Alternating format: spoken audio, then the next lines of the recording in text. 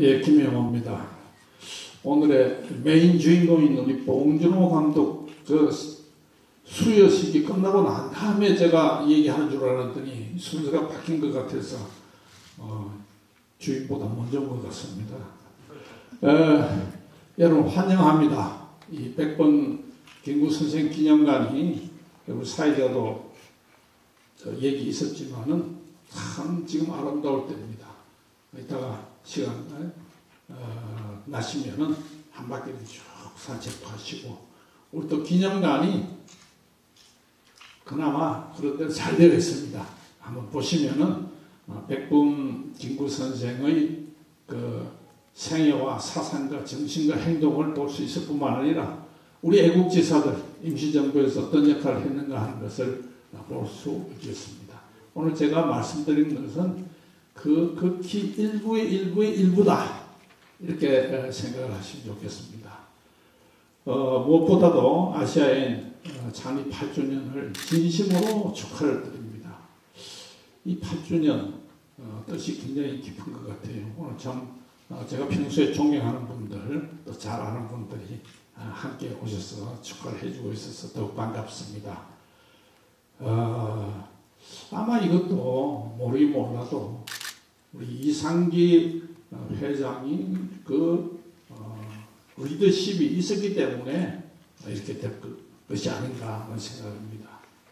개인적으로 만나면 형아우하는 그런 관계입니다만은 이상기 회장이 이 아이디어를 내가지고 아시아 전체를 기자들과 이런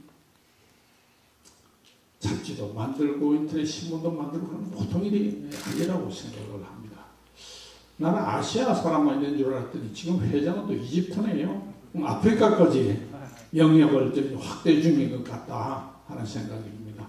계속해서 발전시키기 바라고, 그거 밑바닥에는 지금 인사말에서도 했습니다만은 기자로 시작해서 아마 평생 기자로 끝날 것 같은 기자 정신에 투철한 우리 이상기 씨가 있기 때문에 가능한 것이 아닌가 생각합니다.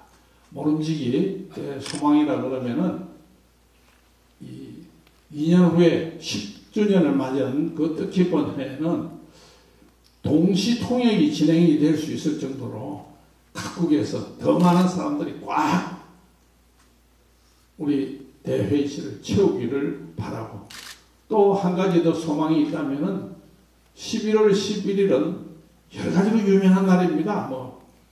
백대로 그리고 농민의 날이고, 지금 또 들어가면 무슨 서점의 날도 있고 그러네요.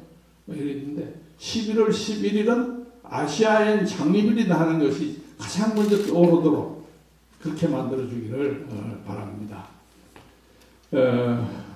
지금 우리 기념관 주변 효창공원 잠시 얘기를 했습니다만 이미 아시는 분들 잘 아시겠습니다. 우리 기념관만 있을 뿐만 아니라 바로 옆에 김구 선생의 묘소가 있고, 또 그 바로 옆에는 삼의사 묘소를 저희가 모시고 있습니다. 이봉창 의사, 윤봉길 의사, 백정기 의사, 그리고 바로 같이 김구 선생이 삼의사 묘소를 직접 조성했을 뿐 아니라 그 옆에는 김구 선생의 귀국 일성이 이 삼의사와 더불어 안중근 의사의 유고를 수습하라고 했던 거 아니겠습니까? 그래서 안중근 의사의 그 허묘, 가묘까지 함께 있는 것도 깊은 곳이요.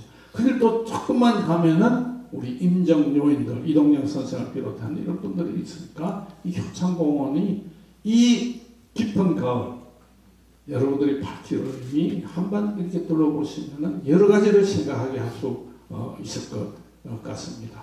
그래서 오늘은 여러분들이 백범 김구 하면은 모르는 사람이 없겠습니다. 그래서 김구 선생하고 직접 관련된 사항들, 그 중에서도 애국자 몇 분들만 그것도 간략하게 소개해드리도록 하겠습니다. 제가 40분에 딱 끝내겠습니다. 그래서 못하게 되면 또 다음에, 왜냐하면 이건 극히 일부이기 때문에 그렇습니다. 먼저 금년이 대한민국 임시정부 100주년, 동시에 3.1운동 100주년, 그렇죠? 그러면 임시정부는 언제 수립이 되었겠습니까? 답이 나와 있습니다. 뭐 이거 외울 필요가 없습니다만 제가 왜 굳이 이렇게 큰 글씨로 썼는지 하면요. 또 그리고 그 밑에 4월 10일, 4월 11일, 4월 13일 이렇게 썼습니다. 이게 뭐 이유가 있습니다. 불과 몇 년 전까지만 해도 임시정부 뭐 창립기념일이라고 합니까? 수립일은 4월 13일이었습니다. 제가 100번 이 김구기념관에 와서 4월 13일이 아니고 11일이다 라고 하면서 이걸 고칠 것을 수없이 정부 당국에도 얘기했는데 우리 공무원들 그렇지 않습니까? 한번 정해놓고 나면 안 바꿔요. 꼭 3년 걸렸습니다. 그래서 재작년부터 4월 13일이 아니고 4월 11일로 이렇게 됐습니다. 김구 선생이 상해에서나 충칭에 있을 적에도 4월 11일 날 기념식을 지냈고 환국하셔서 경복궁에서 4월 11일 날 기념식을 했다는 증거까지 다 있는데도 말 안 들어요. 그래서 오늘 하나 바꾸는 게 상당히 힘이 됩니다. 우리 이제 추위원이 이제 국회 마지막 결정을 이렇게 바꾸는 거 제대로 바꿔야 됩니다. 잘못 바꾸면 안 바꾸는가 못하는 거니까요. 그럼 4월 10일은 뭘까요? 4월 11일은 임시정부가 수립된 날입니다. 금년이 이제 100주년 맞아요. 4월 10일은 뭘까? 얼른 생각이 안 나죠? 그 얘기 잠깐 드리겠습니다. 4월 10일은 임시어정원이 수립된 날입니다. 그러니까 우리는 임시정부, 정부만 생각을 하는데 임시어정원이 있습니다. 임시어정원은 요즘으로 치면 뭘까요? 그렇죠. 대한민국 국회에 해당하는 대한민국 임시어정원입니다. 대한민국 임시정부 그리고 임시어정원 이렇게 되는 것입니다. 임시정부는 어디에 몇 군데 있었을까요? 아시는 분은 여기도 없지만은요 아무도 없습니다. 임시정부가 어디에 몇 군데 있었는지를 알 수가 없습니다. 워낙 간난고초 심했기 때문에요. 상해에서만 10군데 이상 있었을 것이다 하는 것이 보편적인 학설입니다. 그리고 여기 이것은 여러분이 보시는 오른쪽 2층에 걸려있는 태극기 이게 현재까지 밝혀진 임시정부 청사 가운데 최초로 확인이 된 겁니다. 그러나 임시어정원을 수립하고 임시정부를 선포한 곳은 이곳은 아닙니다. 의미가 없어져 버렸어요. 이것도 프랑스 쪽에 있었는데 일본 쪽에서 강력하게 항의를 하는 바람에 몇 달 버티지 못하고 뿔뿔이 헤어져야 했습니다. 임시정부 피난 여정은 지도상에 보시는 것이 그야말로 험난한 길 그 자체였습니다. 우리는 주로 상해와 충칭, 상하이와 중경만 생각하는데 그렇지만 이렇게 임시정부가 많았습니다. 시간 관계상 생략을 하겠습니다. 자, 임시정부가 이제 성립되었다는 이것이 남아있는가 해도 얼마나 참 다행스러운지 모르겠습니다. 그 중에서 대한민국 임시헌장, 임시헌장이 뭘까요?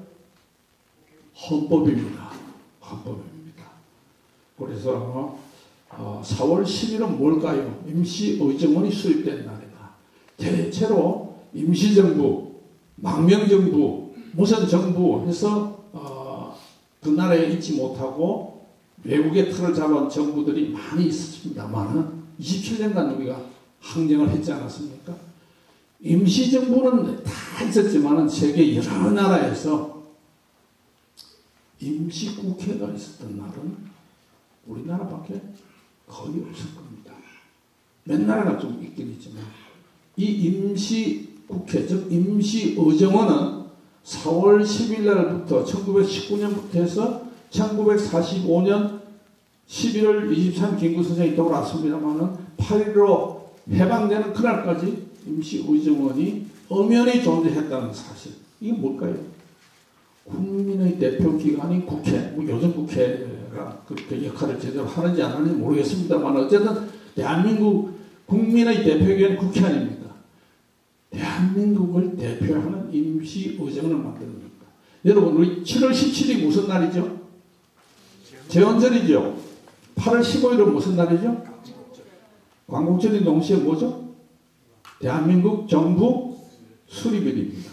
이게 뭐냐? 7월 17일 날 제헌절, 헌법을 만들고 그 헌법에 따라서 법률들이 만들어지지 않습니까? 그죠? 군대도 만들어지고 정부도 구성이 되고 여러 가지 하지 않습니까? 그걸 어디서 결정하느냐? 국회에서 결정을 하는 겁니다. 국회에서 결정한 다음에 정부가 구성이 되는 거예요. 마찬가지로 바로 지금부터 꼭 100년 전에 국회의 역할을 하는 임시의정원을 설치해가지고 대한민국 헌법을 공포하고 정부를 수립하도록 하고 그 다음날 정부가 수립됐다. 이게 무슨 말이냐? 제가 강조하는 이유가 있습니다. 대한민국의 100년 전에 독립을 위한 우리들의 선각자들은 철저하게 민주주의에 입각했노라 하는 얘기입니다. 대단히 세계 만방에 대해서 자랑해야 될 그런 상황입니다. 민주주의를 실천하기 위해 임시정부를 설치한 게 아니고 임시의정은 각 국민, 각 도별 대표기관, 김구 선생 어느 대표였을까요? 황해도 대표가 참여를 했습니다. 일단은 이 임시의정은 있었다는 사실. 제가 국회 출신이라서 강조하는 것이 아니라 임시정부가 처음부터 끝까지 민주주의를 지향했다. 지금 국회도 그렇지만 국회라는 건 세계 어느 나라 국회든 시끄럽습니다. 민주주의는 시끄러운 거예요. 그 룰 안에서. 임시의정은 김구 선생도 임시의정에서 골치 아픈 적도 많아요. 아주 논쟁이 많았습니다. 그게 끝까지 있었다. 그만큼 민주주의였다 하는 겁니다. 자, 임시헌장은 최초의 임시헌장은 10조로 되어 있습니다. 1개 10조입니다. 이거 하나하나 다 설명드릴 생각은 없고요. 1조 2조만 보십시오. 대한민국은 민주공화제로 한다. 현재 대한민국 헌법의 1조 1항이 뭐죠? 대한민국은 민주공화국이다. 글자 하나다는 겁니다. 자, 여기서 여러분 느낌이 아마 충분히 있을 겁니다. 제2조 파란 글씨만 보십시오. 임시의정원의 결의에 따라 임시정부가 통치하는 겁니다. 국회가 그 권한을 국회라는 국민의 대표기관이 내가 행정을 할 수 있는 권한을 임시정부한테 주어놓으라. 이렇게 철저한 민주주의를 지향했다. 쭉 그 다음 거는 보시면 돼요. 이 10조에 들어가 있었던 다 들어가 있습니다. 그래서 다시 한번 강조를 하지만은 민주공화국이라는 거. 100년 전에 민주공화국을 헌법에 집어넣은 나라가 몇 나라가 과연 되겠습니까? 그만큼 우리는 민주주의가 철저했고 투철했다 하는 것입니다. 그리고 대의민주주의 원칙은 임시정부 27년간 추호의 변함도 없었다. 조금마다 이 헌법이 전부 5차례 개정이 됩니다만은 그건 시대에 따라 조금씩 바뀝니다만은 이 민주주의를 지향하는 것, 임시의정의 역할을 하는 것, 임시정부가 강력한 한일 기구로서의 중심 역할을 했다는 것을 볼 수 있고, 이거는 학자들이 연구한 것에다가 제가 조금 더 저는 전문 연구가가 아니기 때문에 좀 더 국민들이 이해하기 쉽게 표를 좀 제가 만들었습니다. 이건 이제 임시정부 초창기에는 이분이 중심이 되어가지고 구성이 되었습니다. 내각 구성이라든지 9월 달에 헌법도 개정하고 처음에는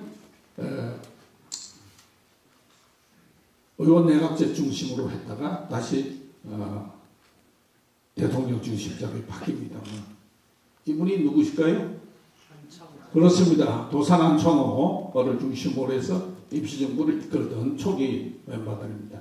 그러니까 임시의정은 이제 폐해를 하고 헌법 개정을 이제 완료한 것이죠. 김구 선생은 여기 계시네요. 김구 선생의 표준영정입니다. 이건 언제적인 사진이냐 하면은요, 중경 시절, 충칭 시절입니다.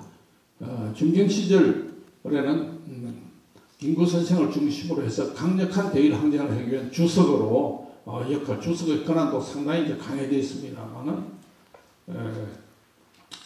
이런 사진입니다. 그 주석이 이 정도 모습입니다. 얼마나 당시에 고생이 많았던가 하는 것을 바로 느낄 수 있습니다. 바로 몇 년 후에 표준영정, 이건 조금 뽀삽 처리가 좀 됐다고 봐야 되겠지만은, 그러니까 이렇게 차이가 나는, 그러니까 임시정부가 얼마나 어떤 힘든 생활을 어떻게 강력한 투쟁을 해왔다는 이 얼굴에 나타나는 겁니다. 이 사진은 이건 뭐냐 하면은요, 김구 선생 31세 때의 사진입니다. 왜 31세 때 사진인가? 뭐 저희도 어릴 때 그랬습니다만 어릴 때 사진 같은 거 잘 없지 않습니까? 요즘이야 뭐 그냥 카메라가 뭐 스마트폰으로 그냥 찍으면 되지만, 김구 선생의 사진 중에 남아있는, 뭐 찍었던지도 모르겠습니다만 가장 어릴 적의 사진입니다. 31살 때. 왜 이 사진을 넣느냐? 김구 선생이 과거 시험을 쳤는데 과거 시험에 떨어졌습니다. 참고로 여러분 뭐 할 적에 난장판이라는 얘기 하죠? 네? 요즘은 난장판보다도 개판 5분 전 이런 말이 말해서, 난장판이라는 말이 어디서 나왔는지 아세요? 난장판이라는 것은요, 과거 시험장의 그 형편없는 모습이 난장판입니다. 이 조선족 말기에 과거장이라는 게 완전히 글자 그대로 난장판입니다. 인터넷 들어가서 난장판 치면은 아마 그 어원이 나올 겁니다. 그런 그 과거 시험 난장판을 겪고는 다시는 과거는 안 보겠다. 그러니까 아버지가 너 관상쟁이 해라. 그럼 먹고 사는데 지장이 없을 거예요. 그때 당시에 관상책이 마의상서라는 상당히 비싼 책을 가지고 김구 선생이 문을 걸어 잠그고 물 한 그릇 떠놓고 거울 하나 옆에 놓고, 한쪽은 책에 있는 그림 보고 한 번은 자기 얼굴 보고 이렇게 하면서 봅니다. 그런데 김구 선생의 표현입니다만, 자기 이제 거의 끝나가면 김구 선생 머리가 좋으니까 거의 관상을 다 외웠어요. 근데 자기 결론, 자기 얼굴에 대한 자기 결론이 뭐냐? 백분일주의 표현 그대로 제가 얘기하자면은, 어디 한 군데 귀격이 뭐죠? 나는 그제 사람은 아니지만 갱상도라서 발음이 조금 가할 겁니다. 귀할기자, 귀격, 어디 한 군데도 귀격. 근데 부격, 부는 뭐죠? 돈 드는 거예요. 부자가 되는. 귀격, 부격은 어디 한 군데도 없고, 온통, 전격, 천하다니에요. 빈격, 막 빌어먹기 다 좋게 생겼다. 로 끝나지 않고, 흉격, 성향을 아시겠죠? 흉격까지. 온몸이 그걸, 18살 때입니다. 지금 제가 나이 얘기하면 좀 우리 나이입니다. 미국식 나이도 아니고요. 일본식 나이도 아닌데 18살. 이게 16세 소년이죠. 그걸 봤을 적에 어떻게 했습니까? 그래서 그대로 죽고 싶었다. 자살하고 싶었다. 어디 한 군데도 귀격, 부격은 없고 천격, 빈격, 흉격만 얼굴에 가득하다. 31살 때니까 18살하고 큰 차이는 없습니다만 어쨌든 구할 수 있는 남아있는 사진이니까. 자, 여러분 보십시오. 그런 아주 형편없는 상인데 죽으려고 했는데 나중에 보니까 신호, 불여, 심호다. 마음가짐이 좋다. 마음을 제대로 다스리자. 뭐 이래갔다는데, 나중에 필생의 스승인 고능선 선생이 그 아주 항해도 일대 최고 유학자, 또 김구 선생 상이 잘생겼다고, 손녀 사이 삼겠다고 또 이렇게 합니다. 그러니까 말씀드린 대로 자기 얼굴은 자기가 책임지고 각오해야 하는 그런 모양이니까, 혹시 못생겼다고 생각하시지 말고 각오는 되는 겁니다. 자, 오늘 김구와 안중근, 그리고 김구와 윤봉주 두 사람만 좀 대표적으로 관련 소개시켰습니다. 김구 선생이 안중근을 알게 된 것이 아니라 안중근의 안태훈 진사를 통해서 알게 됐습니다. 동학에 김구 선생이 가담을 해가지고 세상을 평등하게 하자. 무슨 계급이든지 계급, 양반 계급이든 누구 계급이든 계급에 의한 지배를 철저히 반대하고 저항하는 것은 여기서부터 길러졌다는 것입니다. 그래서 동학에 가담했지만 처참한 패배를 당하고 찾아간 곳이 안태훈 진사, 황해도의 당시에 통학 토벌 어병대장을 하셨습니다. 안태훈 진사가 따뜻하게 맞이합니다. 거기서 안중근 의사도 보게 되죠. 이미 갔을 적에 안중근 의사는 결혼을 했어요. 그래서 여기 사진이 있을 것입니다만 어쨌든 중간 과정은 생략하고 사람을 알아보는 안태훈 진사가 안중근을 맞아들이는 겁니다. 안중근이 본 안태훈 진사는 이렇습니다. 눈빛이 찌를 듯 빛나 사람을 압도하는 기운이 있었다 하는 겁니다. 청계동 안태훈 진사와 안중근 의사가 기거했던 은거지이고 한 300명의 식소를 거느리고 있습니다. 눈빛이 찌를 듯이 빛나 사람을 압도하는 기운이 있었다는 안태훈 진사, 안중근 의사의 부친이십니다. 그때 김구 선생은 안중근 의사가 앞에 눈바람으로 보셨을지 모르겠습니다만 나는 새도 쏘아떨이는 돈방총의 명사수다 라고 김구 선생이 안중근 의사를 평했습니다.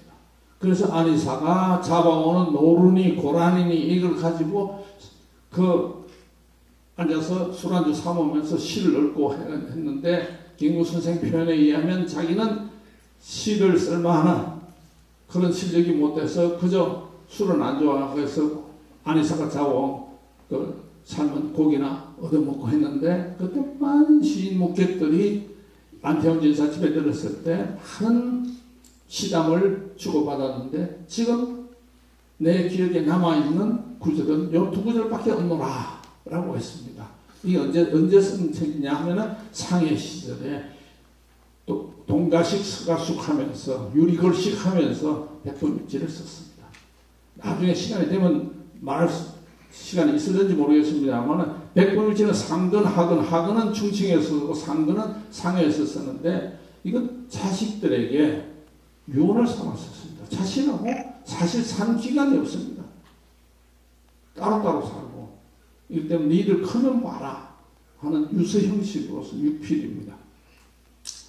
뭐가 이 두 구절밖에 안 남았을까 저는 공동히 생각했는데 진짜로 이 두 구절만 남았을까 하는 생각까지 들게 했습니다. 언제 어떤 시대나 세상이 바뀌면은 그전 시대에 떵떵거리고 큰소리 치는 사람은 살려고 새벽 군뱅이처럼 자체도 없이 사라져버리는 이런 거고 또 시대가 바뀌면은 그전에는 뭐 어떤 사람 갑자기 완장 쳐고 와서 설치는 이런 이 안태훈 진사의 표현에 의하면 죽을지도 모르고 덤벼드는 전용 목격 같은 이런 사람들이 언제 어떤 시대나 있었다고요. 이 사람들이 없을 수는 없죠. 인간이 사는 세상에서. 그러나 이 사람들이 많거나 이 사람들이 주류를 이루면 세상은 상당히 문제가 심각한 세상이 되는 거죠. 안중근 의사가 어떻게 이 또를 처단했느냐 하는 것은 다 아실 것입니다. 그래서 뭐 시간 관계상 이건 생략하고 안중근 의사가 이거 뭐 다 아시죠? 대한독립이라는 것은 단지 동맹하면서 피로 쓴 것이고 국가 안위로 잠을 못 이루는 것. 그리고 위국 헌신은 군인의 본분이다. 위국 헌신이라는 것은 제가 좋아하는 말입니다.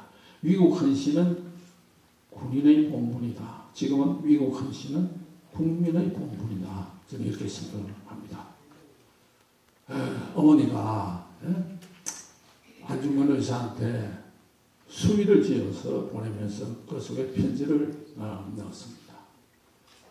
그런데 안중근 의사의 친모요, 생모요 안중근 의사를 키운 어머니가 쓴 편지입니다. 저는 이걸 제 책에서는 토시 정도 표현은 약간만 손댔을 뿐 그대로입니다. 우리식으로 제가 이 바꿔가 이게 83, 84 뭐 페이지수 나오는 거는 제가 백범일지 해설서를 썼는데 그게 대한 어떤 그 쪽수입니다. 그때 당시에 통념으로는 자식이 부모보다 먼저 죽는 건 불효라 생각했는데 이 불효라고 생각하면 네가 먼저 죽는 걸 불효라고 생각하면 천하의 웃음거리가 될 것이다. 더 이상 일본에 대해서 항소 따위를 하지 마라. 그리고 마지막으로 하나 지금 너는 이제 어서 땀만 먹지 말고 죽어라. 죽어라. 저는 이거를 이 토시 몇 분 바꾸는데도 며칠 걸렸습니다. 어떻게 어머니가 자식 보고 죽어라. 그냥 죽어라 합니다. 그리고 생전에 너를 다시 보고 싶은 생각이 없다. 날 천당에서 만나자. 아시다시피 안중근에서는 가도록 집안 아닙니까? 이런 어머니가 있었으니까 한국 국민들이 있는 거다. 그래서 여러분의 어머니도 모두 안중근 의사의 어머니 같은 어머니고 또 여기 계시는 부모, 어머니 역시 안중근 의사의 어머니처럼 우리 나라를 이끌어갈 그런 제목들을 키우는 어머니의 피가 그 DNA가 우리 가슴 속에 있다 이겁니다. 그래서 이 조마리아 여사가 참 보통 분이 아니구나 생각합니다. 자, 어머니가 지어진 수의를 입고 있는 아네사의 이 마리아 여사입니다. 그걸로 끝나는 것이 아니고 쭉 대를 이어서 나오게 됩니다. 뭐 이 시간 관계상 생략은 하고 뒷부분만 제가 얘기하겠습니다. 기민과 안미생 하고 안미생하고 안이사 조카 딸 이렇습니다. 기민은 누굴까요? 그렇습니다. 김구 선생의 큰아들. 이제 둘째 아들이 애님이 둘인데 둘째 아들은 김신장군. 얼마 전까지도 김구 선생 기념사업회 회장을 하시다가 이제 일을 하셔가지고 저를 한번 좀 보자고 그러더니 저를 붙잡고 그냥 이걸 맡아달라고 하고 하시는 바람에 이게 또 저 운명인가 보다 하고 제가 맡고 그리고 2년 후에 돌아가셨습니다. 김신 장군은 우리 초대 공군참모총장이시고 6.25 때 전설적인 그 성오리 전투를 비롯해서 비행기를 직접 몰고 싸우셨던 그런 전쟁 영웅 중에 한 분이시죠.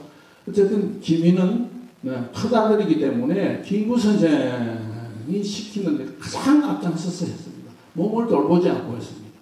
거기다가 또 필력도 뛰어나가지고 우리 광복이라든지 진군이라든지 독립개통 이 항일 신문 만드는데 또 앞장섰고 이랬습니다.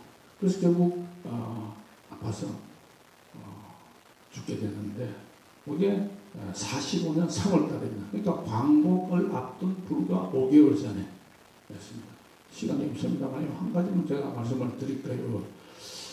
이 중칭이라는 데가 지금은 엄청나게 크지만 그때는 두 강 사이에 있는 분지 때문에 굉장히 날씨가 흐리고 안 좋습니다. 오직 하면은 백범일지 표현대로 하면은 촉견패일이라고 촉이라는 건 사천성을 촉이라고 그랬잖아요. 삼국지에 나오는.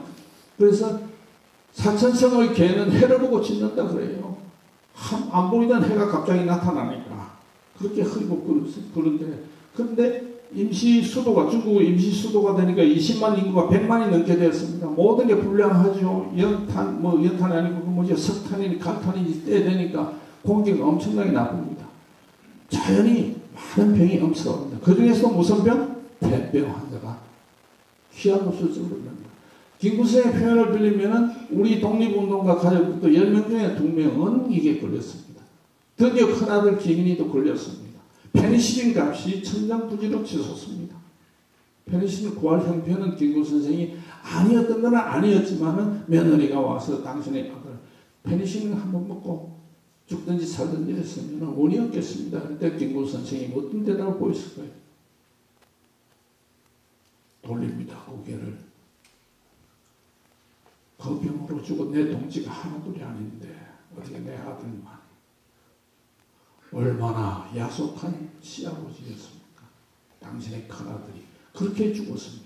그게 우리 독립운동가들의 어떤 삶의 현장이고 정신이고 사상이었습니다. 그래서 요즘 일어나고 있는 부정부패 같은 거 보면 이런 걸 조금이라도 우리가 좀 이해하면 어떻게 일어나겠나 하는 생각입니다. 안미생은 안태영 전사의 아들이 세 사람이 있습니다. 큰아들이 안중근, 둘째가 정근, 셋째가 공근입니다. 이 공근 얘기 나오죠. 그 안정근 선생의 아내입니다. 그래서 안중근 의사의 조카딸이 되는 것이고 이런 관계로 효창공원에 삼위삼유와 나란히 안중근 후배 아까 제가 말씀드렸죠. 시간 되시면 바로 얘기입니다. 한번 보시면 좋겠습니다. 자, 윤봉길. 윤봉길은 23살 때 고향에서 예산이죠. 떠납니다. 장무출과 생불한 누구한테 그런가? 사나이가 뜻을 품고 집을 나서니 다시는 살아서 돌아오지 않으리라는 편지를 부인한테 남기고 갑니다. 그때 2살 된 아들과 뱃속에 이미 임신을 하고 있는데 떠나는 겁니다. 윤봉길. 그리고는 김구 선생을 만나서 나 죽을 곳을 안내해 주십시오. 라는 겁니다. 그 김구 선생 앞에서 여러 가지 유서를 씁니다. 아들에게도 보내는 이 유서입니다. 피가 있고 뼈가 있다면 너도 싸워서 죽어라. 큰아들 4살, 작은아들 2살 때 이겼습니다. 이봉창 의사 얘기는 오늘은 뺐습니다만은 이봉창 의사가 일본 천황을 척결하려고 했다가 이 성능이 약해가지고 불발이 됐습니다. 미처 제대로 시험도 못했습니다. 김구 선생이 이번에는 직접 시험장에 가서 성능을 확인합니다. 그리고는 이 폭탄을 가지고 김구 선생 집이 없었으니까 동가식 서가수 한다 그랬잖아요. 집이 없었으니까 동포집에 가지고 와서 이거 귀한 약품이니 잘 보관하고 있대. 다만 불 가까이 절대 가면 안 된다. 알 수가 없죠. 우리 동포들이. 그리고 그 천장전을 날 4월 29일 날 일본 사람들은 다음 3가지를 가지고 참석할 수가 있다. 하나는 일장기, 하나는 수통, 하나는 도시락. 김구 선생은 이것이 하늘이 준 기회다. 자, 일장기를 들고 그리고 수통폭탄, 도시락폭탄을 제조해가지고 윤봉길 의사가 일본말도 잘합니다. 들어갑니다. 이제 김구 선생과 윤봉길 의사의 마지막 이 헤어짐이라 그럴까요? 만남이라 그럴까요? 아침을 든든히 동포집 김혜산의 집에서 든든히 챙겨 먹는데 김혜산이라는 사람이 이렇게 하는 사람이 어떻게 저 만주까지 김구가 사실을 말할 수가 없으니까 만주에 이도로 간다니까 만주에 왜 보냅니까? 이렇게 상해에서 할 일 많은데 이렇게 합니다. 그럴 정도로 넘넘합니다. 자, 먹고 나왔습니다. 그런데 이 윤봉길이가 시계를 풀어서 김구 선생하고 바꾸자고 합니다. 왜 그러냐?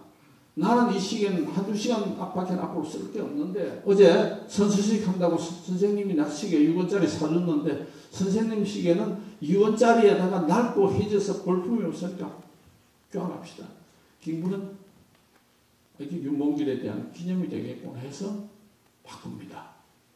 그리고 택시를 잡기 위해서 길거리에 서 있는 택시가 하나 옵니다.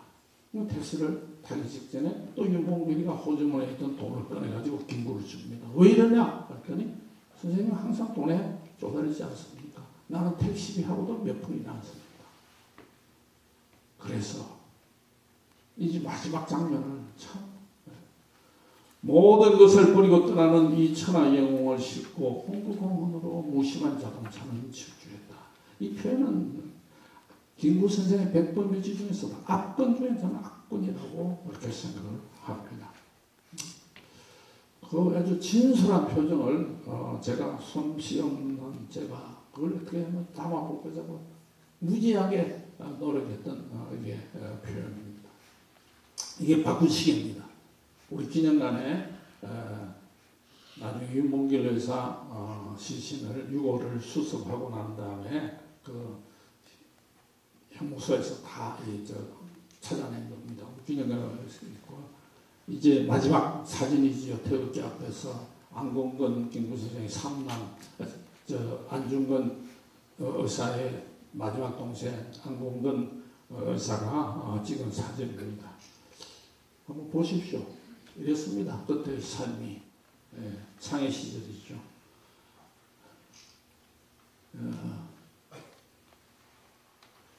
이건 이제 민족운동 사료지편에 있는 것을 가지고 제가 조금 이 추격을 그걸 했습니다. 그래서 제가 이제 시간 날 적에는 그러죠. 미리 이거 나오기 전에 미리 그럽니다. 자, 수통형 폭탄과 도시락형 폭탄 두 가지가 있는데 일제를 향해서 던진 폭탄은 물통이겠나 도시락이겠는가 뭐 이것도 얘기했는데 여기 그대로 있습니다. 물통형 폭탄을 던집니다. 왜냐하면 이게 정확하지 않습니까? 도시락은 영을 받는 정확도 떨어지죠. 도시락은 이제 자살용. 이게 수통 던졌습니다. 비가 오는 가운데 던졌는데 김구 선생이 그 시범을 했죠. 워낙 위력이 커가지고 그 단상에 있던 시라카와 대장을 등 해서 7명을 사상 또는 중상으로 척결을 처단하고 도시락 폭탄을 꺼내려고 하는데 헌병들하고 군중단에 둘러싸여서 뒤끝은 하지 못했습니다. 자, 윤봉길 의사가 마지막 장면이고 사형 직전 윤봉길 의사는 총살로 25세에 생을 마감하게 되는 겁니다. 이제 백범일지에 관해서 간단하게 말씀드리겠습니다. 백범일지는 제가 알기로는 지난 20년 동안 우리나라 독서계의 베스트 10에서 한 번도 빠진 적이 없습니다. 그리고 우리 기념사업에서도 중고 대학교 또는 사관학교까지 백범일지 독서 전시에 대해서 책을 주고 감상문을 쓰게 하고 조그만 시상도 하고 있습니다. 그런데 백범일지 모르는 분이 없더라고요. 동시에 백범일지 아는 분도 드물더라고요. 잘 안 읽어요. 그냥 껍데기만 보고 워낙 유명한 책이니까. 그래서 제가 뭐 해설서까지 내고 이렇게 했는데 이 백범일지에 지금 이렇습니다. 이 원본을 한문으로 쓸 수 있는 부분은 거의 한문으로 썼습니다. 그리고 이렇게 중간에 수정도 가고 이 종이도 귀한 시절이니까 막 하고 있었습니다. 이걸 백범일지를 그러니까 이게 풀이한 우리나라 학자들의 연구의 노력도 대단합니다. 이런 부분을 맞춰가면서 그렇게 했습니다. 백범일지 해설서가 몇 건이나 되는지 아십니까? 한 300건 가까이 됩니다. 300종류. 왜 그럴까요? 그 아드님 김신 장군이 판권을 뭐라 합니까? 전부 누구든지 백범일지 해설해 좋다라고 저장료라 그럽니까? 그런 걸 전혀 받지 않는 때문에 여러 가지 백범일지가 나왔는데 백범일지 보면은 그래서 이분들이 수고하는 결과 백범일지는 누구든지 줄을 읽힙니다. 참 잘 노력들을 많이 해가지고 우리 학자들이 잘 썼는데 다만 이 사건에 대해서 왜 그때 그렇게 했는가 하는 그런 설명이 좀 부족한 게 조금 아쉬워서 제가 좀 부족하지만 올렸습니다. 그리고 백범일지의 서문을 주로 했습니다만은 우리 이상기 회장도 겸손하게 하겠다 하는데 바로 김구 선생 70년 생활을 하시면서 이 백범일지가 나는 이 책이 내가 살아서 내 눈 뜨고 한글판으로 나오려는 꿈에도 생각하지도 못했는데 이게 나왔다는 것. 그리고 항상 못난 사람. 그리고 너희들은 나의 어떤 부족한 것. 이걸 통해가 더 잘난 것. 내가 얼마나 실수를 많이 했는지 아는 다시는 실수 나의 전철을 되풀이하지 말라는 뜻이다 하는 것입니다. 그래서 금년이 100주년입니다. 3.1운동 100주년, 임시정부 100주년입니다. 이 100주년에 우리 여러 가지 생각해야 되고 이 이벤트로 끝나고 하는 것이 나는 너무너무 아쉽습니다. 새로운 100년에 대한 비전이 전혀 안 보입니다.